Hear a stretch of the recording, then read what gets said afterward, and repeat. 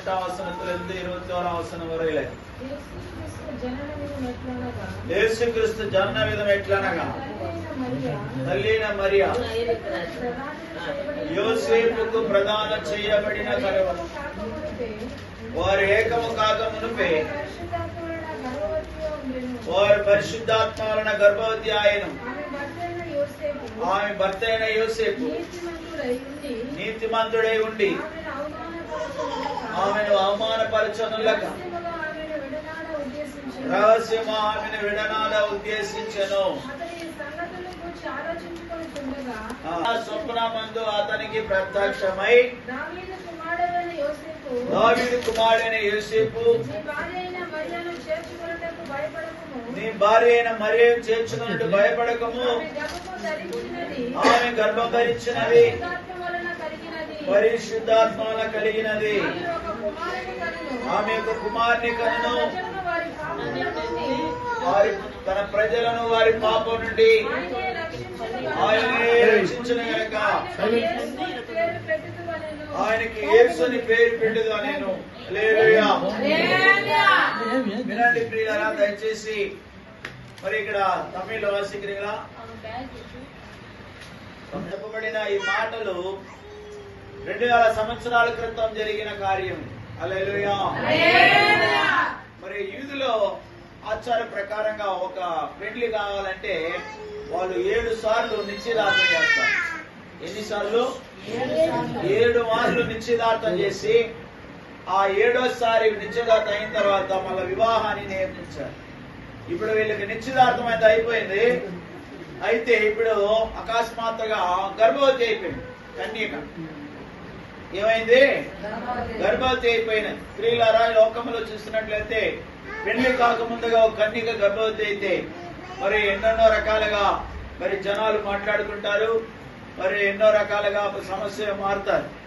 అయితే ప్రియులారా, అక్కడ యోసేపు కూడా ఈ కార్యాన్ని మనసులో ఉంచుకొని అతడు ఏం చేశాడంటే తాను నీతిమంతుడై ఉన్నాడు కాబట్టి ఆమెని అవమానపరచకుండా ఆ రోజుల్లో ఏం చేస్తారంటే పెళ్లి కాకముందుగా అట్లా గర్భవతి అయితే ఊరు వెలుపుల తోసేస్తారు, ఆమెని రాళ్ళతో కొట్టి చంపేస్తారు. అలాంటి వాళ్ళని పెట్టరు.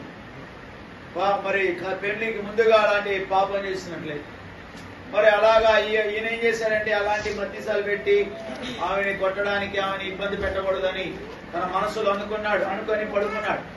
అప్పుడు దేవదూత అని ప్రత్యక్షమయ్యాడు. ఎవరు?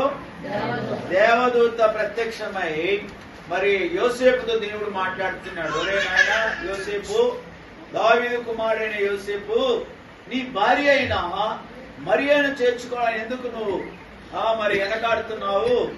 ఆమె పరిశుద్ధాత్మ వలన గర్భవతి అయింది, నువ్వు అనుకున్నట్టు కాదు. ఎందుకంటే మరి ఆమె గర్భములో దేవుని కుమారుడు జన్మించబోతున్నాడు అని చెప్పాడు. ఎవరు జన్మించబోయేది? దేవుని కుమారుడు. ప్రియమైన దేవుని బిడ్డారా, అక్కడ దేవదూత అతనితో మాట్లాడుతున్నాడు. వెంటనే అతడు భయపడి లేచి కూర్చొని పొరపాటున నేను మరియాని గురించి నేను చెడ్డగా అనుకున్నాను కాబట్టి ఇప్పుడే నేను మరియాను నా భార్యగా చేర్చుకుంటానని మరి అతడు తీర్మానం చేసుకుని ఆ తర్వాత తన భార్యగా అంగీకరించాడు. ఆ దినాలలో చూసినట్లయితే దేవుని కార్యాలు ఎవరు కొని హృదయములో గోచన కాదు. దేవుడు చేస్తున్న అద్భుత కార్యాలని దైవ కుమారుడు సర్వలోకానికి రక్షణకర్తమైన దేవుడు మనుషుని కొరకు భూలోకం రావడం ఎంతో అమానుష్యం, ఎంతో భయంకరమైన ఒక మనుషుని యొక్క ఊహకు అందదు. సైంటిఫికల్ గా గాని సైంటిస్టులు నంబరు. హల్లెలూయా. దేవునికి స్తోత్రం కలుగునుగా.